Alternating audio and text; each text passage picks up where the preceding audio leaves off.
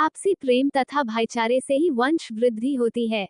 एक राजा थे, उनका मंत्री बहुत बुद्धिमान थे। एक बार राजा ने अपने मंत्री से प्रश्न किया, मंत्री जी, भेड़ों और कुत्तों की पैदा होने की दर में तो कुत्ते भेड़ों से बहुत आगे हैं, लेकिन भेड़ों के झुंड देखने में आते हैं और कुत्ते कहीं कहीं एक आध ही नजर आते हैं।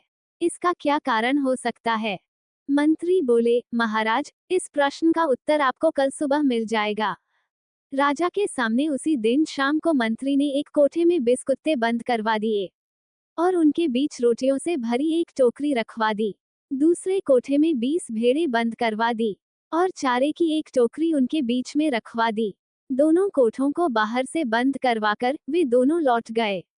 सुबह होने पर मंत्री राजा को साथ लेकर वहां आए। उसने पहले कुत्तों वाला कोठा खुलवाया। राजा को ये देखकर बड़ा आश्चर्य हुआ कि 20 कुत्ते आपस में लड़ लड़कर अपनी जान दे चुके हैं और रोटियों की टोकरी ज्यों की त्यों रखी है। कोई कुत्ता एक भी रोटी नहीं खा सका था। इसके पश्चात मंत्री राजा के साथ भेड़ों वाले कोठे में पहुंचा।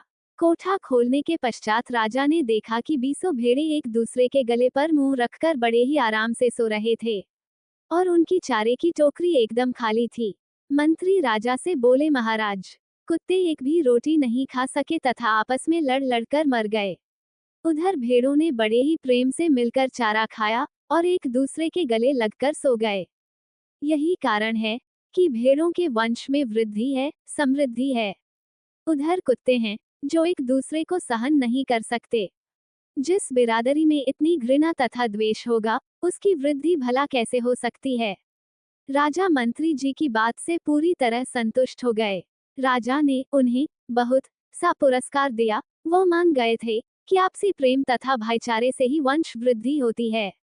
राधे कृष्णा। आपको ये कहानी अच्छी लगी हो तो सब्सक्राइब, लाइक, शेयर और कमेंट करें। धन्यवाद।